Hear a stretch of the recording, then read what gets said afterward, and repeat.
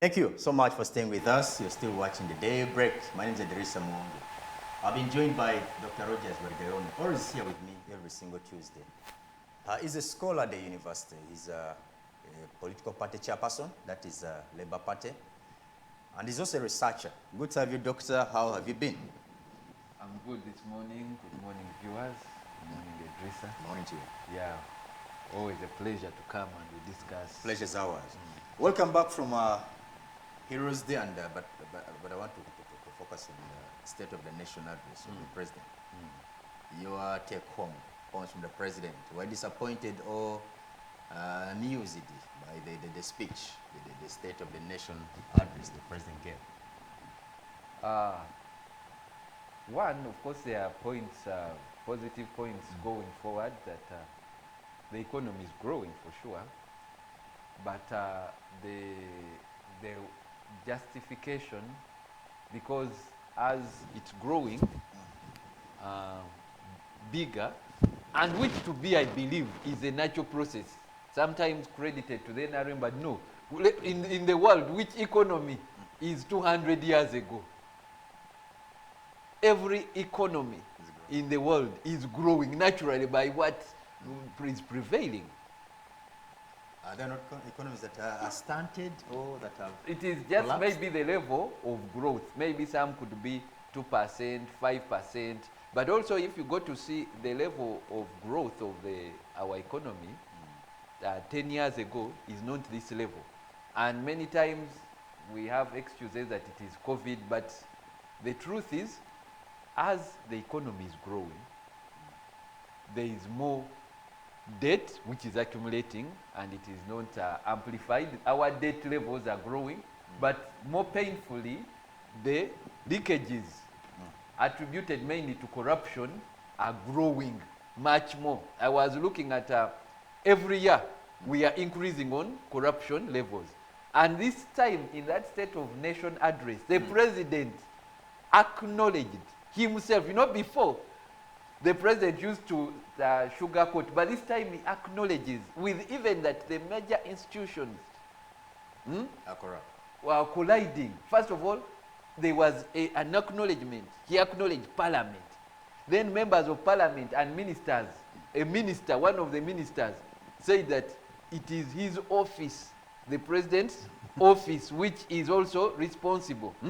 So at these levels, if The we are blame game now. no, if we are saying, the President would be recognizing that, you know what, I've done my part, I'm tired, and I should resign, because me, Yoweri Museveni, will never fight corruption.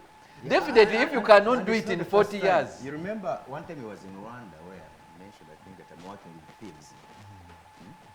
So, calling them thieves. And like you said, he has admitted, numerous times that, look, I think corruption is still here, and it's one of our biggest problems we're having to fight.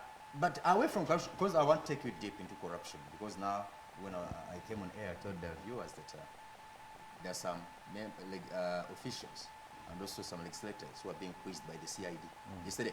Yes. So we're going to dig deep into that. But away from corruption for now, what else? The president here, was also talking about the four principles of the NRM, the ideological elements of the NRM, where he talked about socio-economic transformation, Pan-Africanism, democracy.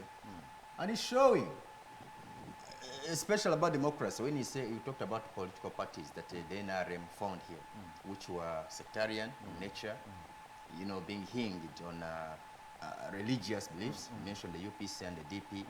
But when the NRM came here, it's all inclusive. It erased all that sectarianism elements. With him. Yeah, I agree. You know, the advantage is Ugandans had not seen stability. So they all gave hope. Yeah? All Ugandans came and gave hope and benefit. I would say benefit of doubt, because you're always skeptical, but they gave it to all the mandate to the NRM system at first, before the NRM party, to that you people, we are from a disorganized, we've lost many years, generations, let us support you. With a hope. The first hope was there will always be democratic transition. Then the other was, this army is become civil. It is a civil army, everyone is seeing it. let us give them hope. Those are the two fundamental that people were tired. These people have come with the transition and they are seeing a continuous democracy. They had hope that President Museveni would also transit, would change power. And remember, that was his cardinal promise when he was swearing. Yes. Then they had Problem hope. of African countries, leaders who don't want to Who leave don't want to leave power, who want to die in power, like himself. What a contradiction. So then they saw the army, a disciplined army. Generals, they saw people, generals, who had come and they had nothing at that time. Not like now. Eh? They had nothing, they were like citizens and they were fighting for the good of the country. Now, reverse those three. They are seeing a president who literally is, even in that speech, shaking and tired, and he wants to die in power. They are seeing an army which liberated people, but right now is grabbing land. They are seeing very rich trillionaire generals, and it is now not about good enough. The credit of like they are still keeping peace is generally there because we are generally peaceful, but they are looking at the generals, especially now the young generals, these generals who are there, who have amassed wealth. One of them, his value for compensation of a farm is 196 billion. Where could someone have ever worked that money? So it shows that it is now more beneficial to be in the army. So it is not like it is a patriotic army. Isn't it typical of nations where leaders have stayed long in power that generals tend to enrich themselves, they become wealthy when these leaders turn a blind eye? Because they know if these generals are rich, maybe will not face internal resistance. Isn't it typical of these nations? Typical in Africa, where when one overstays in power, these generals tend to start amassing wealth and become wealthy, and they are not accountable to anybody. Yeah, it is typical, and not only in African power, it is just a natural kind of phenomenon. Because, for example, when most of those generals came here in '86, and they are known to us, and some of them are our parents, they were some of them never owned even a kiosk, even a decimal. So they were more reasonable upstairs, and they also knew the natural. So to them, even getting 1 million allowance was too much. Yeah? I remember one of the generals told my father that when we came, Mr. Barigom, you gave me 50,000 at that time. It was too much. You get it? So them having an allowance of 1 million was too much. 40 years down the road, 10 billion is nothing to them. These generals, you cannot call them for a deal of 1 billion and they get out of bed. So because of that wealth, even the Bible talks about it makes you, it shears your conscience, and now you're no longer conscious, you are no longer mindful of the simple issues of the civilians. So that time, the army used to look more of the actually public, and they had the issues of the people at hand. Right now, they are I think of buying private jet, acres of land, square miles. Yeah? You know, recently the president's daughter was on, he said, we have square miles. You people, what are we, which more do we want? She said it on TV, on radio. She said, we have square miles. What more are we searching for? So we want to come back to have a conversation as a nation of taking us back to say, okay, what is all this wealth for? Okay. Doctor, away from that, the president also, once again, hinted on the importance of regional integration. Yes. He still has that dream that these countries of East Africa coming together, forming one nation is the way to go. But when I look at things really critically, I think this is something that may not happen. President Museveni has hoped and gotten a lot of things, but this might be something hard to get. Do you really think there is chance for these East African countries to integrate? Because look, not so long ago, Kenya was rejecting some of our producers here. Tanzania, on the other hand, is rejecting Kenyan producers. So if we have not even reached that economic consensus, we still have those economic hiccups. How can we hope for political integration? The program, your program here is called Daybreak. These people sometimes they are daydreaming. But for me, I think it is a diversion. When the president sees that the problems of Uganda on him, even his promises are too much, remember at one time it was his fundamental cardinal point of coming back. I think that is about 10 years ago. He says, I'm coming back because of East African Federation. Yes. And it has not started. My opinion as a political scholar, the integration would start first as a political. Because the stability of the economy he's talking about in Uganda started with political stability, then economic stability. If we have to have a solution as East Africa, we have to look at the political question first. Address, for example, I'm the only person, we in Labour Party are the only person with a party which is East Africa, Labour Party. Labour Party can go to Kenya, they are branching, we are collaborating people with Kenya, Tanzania, Rwanda, they are workers. And we are talking about Labour. NRM means nothing to a Kenyan. Doesn't cut across. ODM means nothing to me, a Ugandan. So the moment you don't talk with people across on a political solution, then how are we going to realize the economic solution? So meaning that if Labour Party got a chance to get into leadership of this country, it would be easier for you to integrate as East Africa. And I don't want because to be selfish to say that it's the Labour Party. No. Let us talk about us Labour Party. We talk Labour across East Africa. Let maybe NRM or NUP collaborate with maybe ODM, yeah? And they have their census of, like, for us we are maybe championing the common man's charter in the whole of East Africa. Then the discussions will start there, because it is first a political solution in our African countries. It is first, by the way, a security solution, political. You settle security in that hierarchy. You settle the politics, then you settle the economy. It is not the reverse. But this one is just, they know it. President Museveni knows it. And if he call me for tea, I'll give him free consultancy. But he just brings in the thing of East Africa.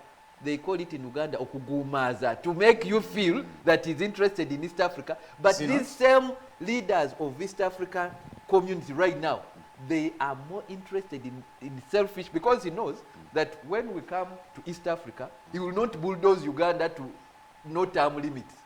Because I'm telling you, if we have, let's say, a common position politically, he will not bulldoze, you remember, Uganda by installing his son. Because like in Kenya, that's why even he changed him from an army office. The Kenyans cannot take that nonsense. You get it, eh? So they know when they become like a corporation, then they are kind of, their power is weakened, so they don't want it. The current leaders of East African Corporation don't want the integration. That's not what I've heard Mr. Ruto say lately. Ruto seems to conquer President Museveni on this idea. No, the Rutos, because Ruto is going to be just like Uhuru. Eh? How do you mean? No, I mean, when you see Ruto, in more than less than 7 years, he will be like, Kenya is one of the models, Tanzania is one of the models. But so those ones are genuine when they want, because they know with the time they will just be on the periphery. For them, they want the integration. President Museveni, President Kagame, those ones will not want the integration. But he's the one who's pushing for it, President Museveni. He's the one who's pushing for this integration. He's the one who wants to see East Africa integrate. It's like these colonial borders mean nothing to us other than dividing us. What has he done? What I'm showing you, what has he done on the political solution? Like I've told you, why doesn't his NRM liaise with another, maybe Chama Mapinduzi in Tanzania?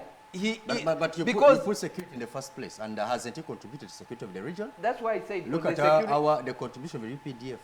I know, in principle, President Museveni knows it. In principle, he knows that is a solution. But in practice, in principle, President Museveni knows that we should have democratic change. But in practice, he's installing his son. So there are things he knows in democracy work. But he knows you know, everyone has a selfish part of himself. Eh? When it comes to selfishness, he says, no, my son should be the CDF. You think President Museveni doesn't know that there are more qualified people to become the CDF Wait, of the doctor, country? do you have a problem with Mohozi becoming CDF? Are you questioning his competence? No, I'm not questioning anything. Like, let me tell you, even if he was the most competent in decency, even if he was the most competent in decency, do you get it? If I, let's say, as a vice chancellor of a university, in decency, if my wife is the most competent, she will not be my deputy. Do you get it? It's just a decent kind of thing. So what I'm showing you, these are democratic principles, and that's why us who are experts in human resource, we say they are not same people of the family working the same department. But look, it has its credit. Yes, as you mentioned decency, but also let's also you know, look at the reality. He is a man elevated to a rank of Lieutenant General now. Where would you expect him to be? He has not served as, he has served already as a commander of land forces. He has already served as commander of the SFC. Where would he serve right now if he not the CDF? No, let me tell you, there is what we call, I don't want to dwell on that because we're not a part, but that is what we are called like they are cardinal things. You know, General Otafire said, my son is going to inherit all my property. Yeah? But he's not going, I should not groom him to inherit my portfolio.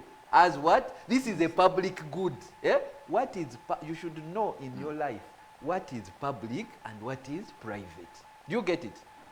When it is a public good, respect it like it is for the public, not for you as an individual. This entitlement which I talk to you about, you look at the, for example, if you think power is nothing, you look at the Kaguta wealth in 86 and look at the whole Kaguta family wealth now.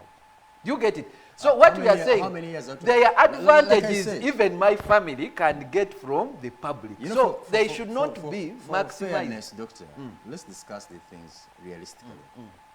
Now you're like, we are comparing the wealth of the Kagutas in 1986 and now, that is after 38 years. These are people who've been working. Yes, just like old families. And that's what I'm telling you. Even you, if they gave you chance to your family, or they gave chance to a Karumajong, that's what exactly I'm saying. They will not be at the same level. So it shows you that there is an advantage in having public, being in charge of a public good. So don't give that advantage to only one family or one region. That's why in Labour Party we talk of rotation. They should spread opportunities to other families so that they can also like I've told prosper. You, I've seen the Banyankole, the Bahima, and for me I'm a statistician. I can get their record 50 years ago and show you they've taken advantage of being in power. So don't we want it for the Karamajongs? Don't we want it for the Itesot? Don't we want it for Bagisu? That's my reasoning. They have a very good point. Because myself, I've also argued like that. I'm like, there is a try, because people have like, why are the Karamajongs still lagging backwards?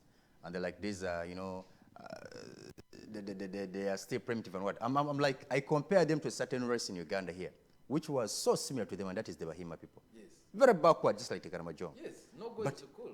Yes, but how come for them now in a short time? The same effort should be also transferred to Karamoja. Exactly. To see them improve. If we have rotation, all these family, everyone can be uplifted. So, and in here in Africa, you know that we have this vice that when I'm in charge, my people have to come near me. Okay. So that advantage should be used by all other communities. That's what Uhuru was bringing. Say in Kenya, all other communities should be given a chance. And that's a real national cake that other communities come and share the national cake.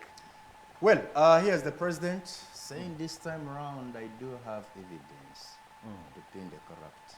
Maybe I've been quiet on them because I like the evidence, but now I have it. But again, when he went on, it was like there are those whom we would give amnesty.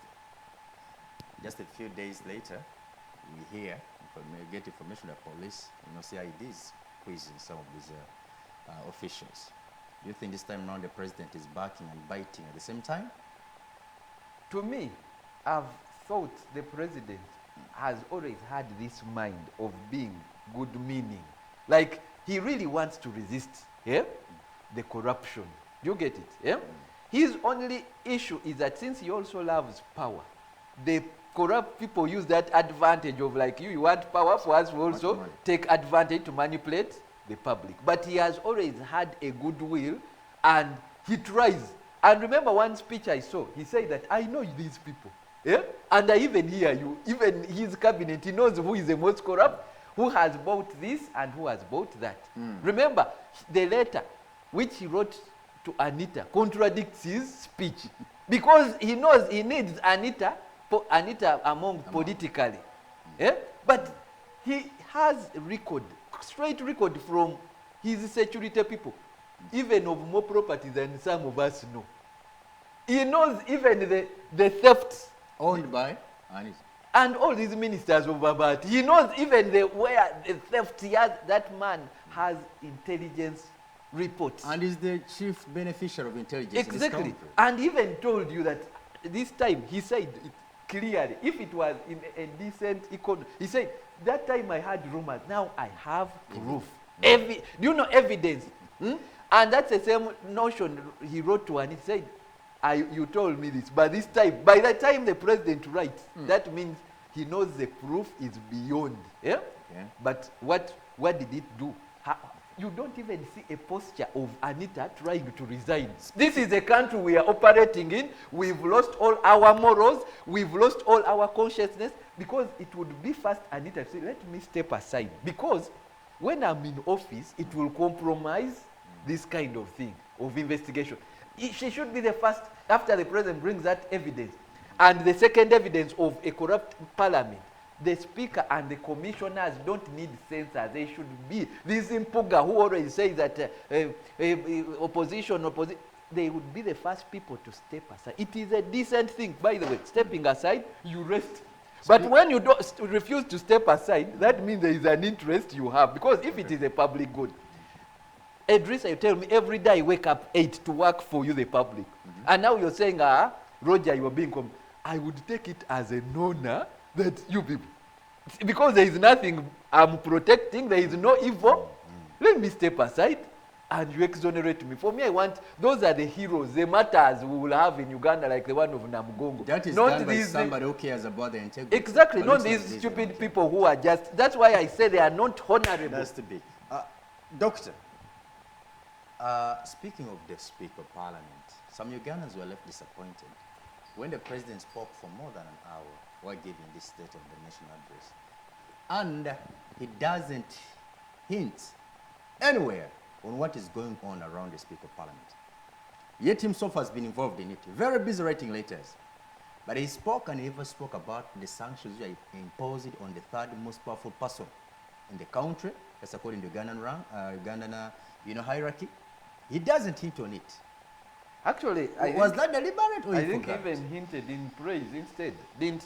Yes, at the end, Yeah. actually praised the Speaker for working harmoniously, for bringing the legislature to work harmoniously with the Yes, executive. that shows Uganda. But that him deliberately for president dodging, in talking that about the speech, sanctions. his stay in power is of paramount interest and the public good. His selfish interest is above the public good, because he would have said, okay, President Anita among the speaker, you've been the most cooperative of all, but you've done it selfishly to manipulate.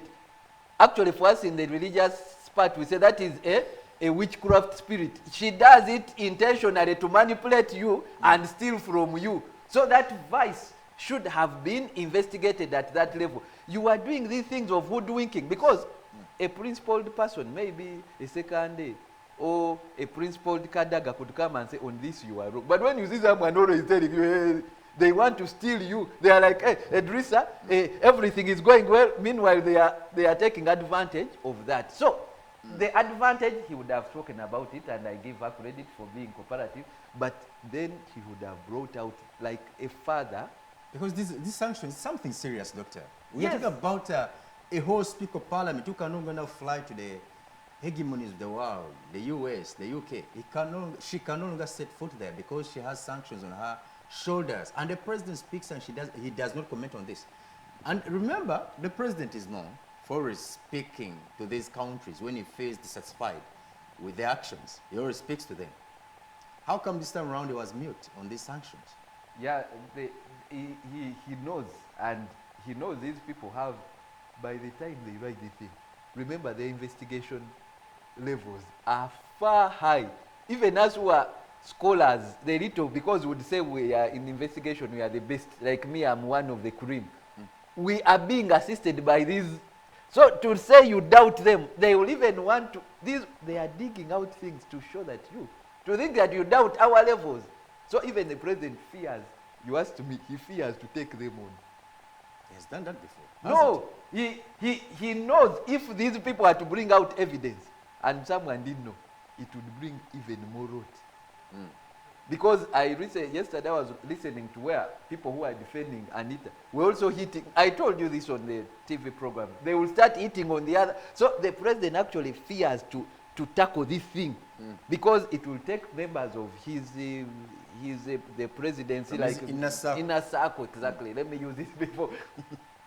Real inner circle. Because these guys are going to say, you are saying we are lying, let's send you a list.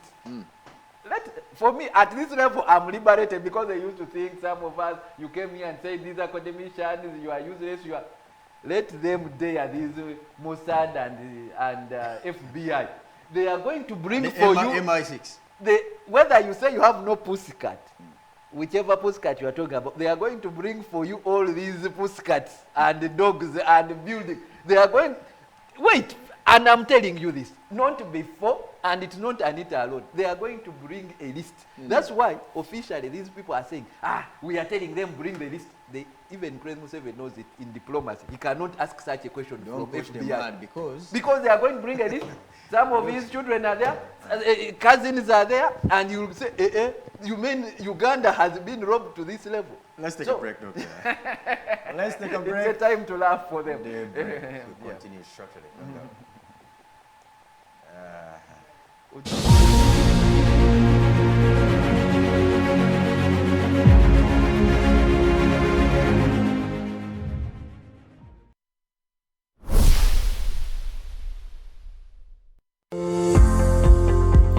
Uganda, your #1 leading education newspaper, is back, bigger and better. With articles to fully suit the educational triangle from the government, schools and parents all over the country, aiming at answering the ever left out questions, not forgetting revision questions and answers set by experienced teachers to prepare students for their finals. The Learner newspaper is supplied to over 12,068 schools all over the country with affordable advertising rates. We offer many more services which include uniform and sweater tailoring, all with an aim of easing work for the educationists. Contact us on 0754 777 029 or 0774 621 539. Email us on info@lananews.com or visit our website at www.lananews.com. You can also visit our offices at City Center Complex, Room J15,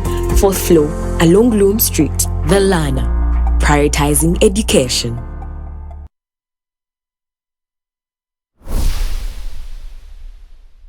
Tukwaniriza ku Spurs Tours and Travel. Oyagala visa oba bagikuma, jangu tugikugobereko. Okukosa ne passport, tukugobera ne air ticket bweyandigyetaaze. Tukufunira emirimu mu Uganda ne Canada. Tulambuza abachakalira mu nsi z'ebweru ne mu Uganda ne tubabuukingira nawo okusula. Tuyina emmotoka ezirambuza ez'emikolo ng'embaga n'eziwerekera abakungu. Tupikinga n'abandyetaaze okutambuza okuva ku airport. Tusange ku Access Building, Rubaga Road, Level 1, Room 515 oba tukubireko.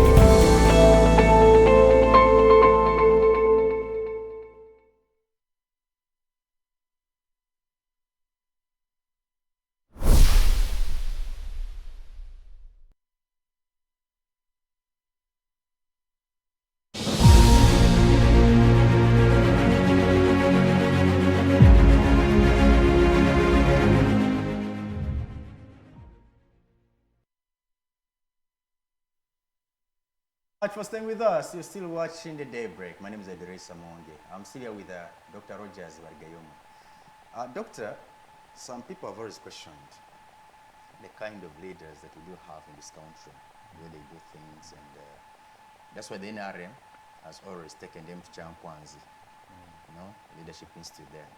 But we had only one in the country. Maybe you think that it was not enough to take care of all of them. NUP recently, just yesterday, not recently, but yesterday, they opened up another, just here in Kamucha. They want to train leaders. Kyagulanyi in his own words says that he wants to, you know, erase this narrative, this misconception that people have, that when they see somebody who speaks good English, who dresses nicely in expensive suits, this is, you know, the best leader. He wants to erase that. That's why he's opening up this so that people can go get at least the best training in leadership. As a scholar, do you agree with him that indeed we had, you know, naive leaders, the kind of leaders that we had were not that good? There needs to be, there is a need for a leadership institute to train these leaders before they interview those officers or before they contest for any political office in the land. Oh, I hope you're not talking about people who put on suits like me. But anyway, to that, in Amayunyanko say akatika kinuka kachirikato. Kabisi. Kabisi. Then bagamba abaganda mbo bakachama lero. Nakachama mere bukagula kamenyi kamenyi. So, using that principle, I give credit for my brother Kyagulanyi for that attempt. But you see, it's not going to solve any problem right now. Because what we have, the leadership problem in Uganda is from a family foundation. Huh? Family. Yeah? When NUP was starting, I was one of the people who was approached there because you want to be an MP, and I would have been excited.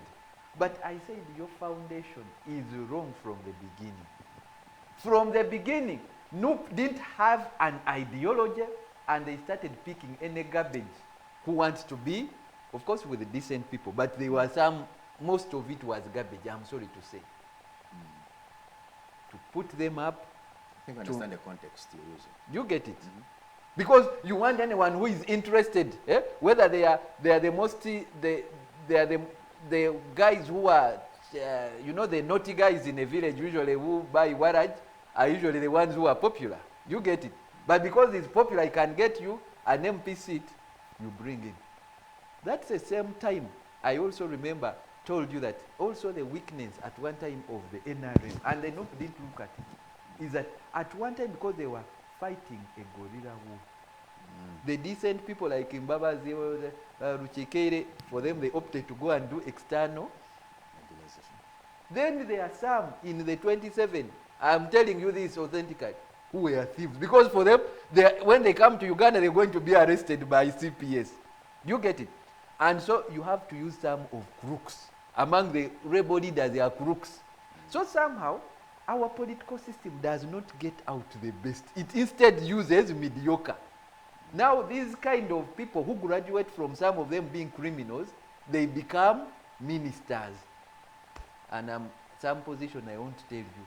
But, so Uganda is unfortunate that it has failed to have a system which grooms leaders from the onset. Because even the people NUP claims that they are people who, because it was of course injustice, the ones who were taken after that riot and everything. But government in its intelligence also says some of you, these guys are real hardcore thieves. Yes. Do you get it? And indeed some are. Do you get it? So that's why it's fortunate that Kyagulanyi has said, no, even now let me, some of these people character, he has known the character of his party members. Yeah? Let me groom them.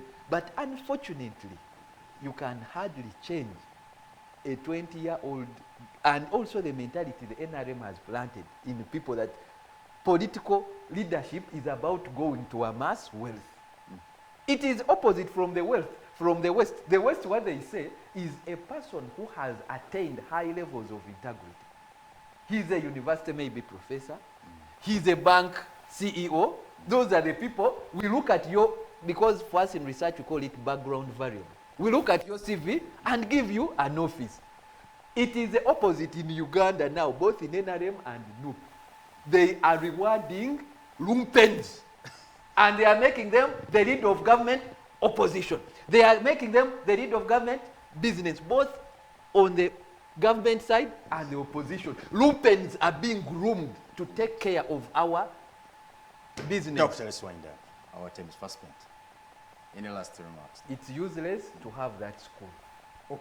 Because you can know by research a good leader from their background. That's why for me I talked about people starting from their family, starting from the background. Both government, we should have a conversation as a nation that we are, right now that's why this nation has been traded to foreigners. Like the Eritreans, the foreigners are more organized because for them where they are coming from, they've groomed their leaders at family level. They know they have a vision.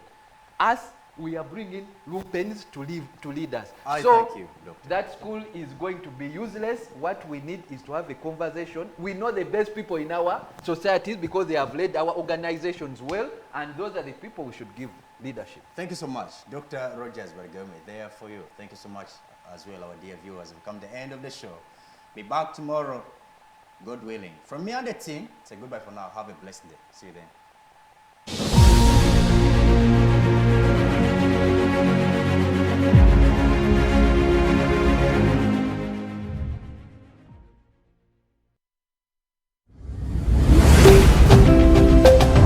This is BTM. We transform.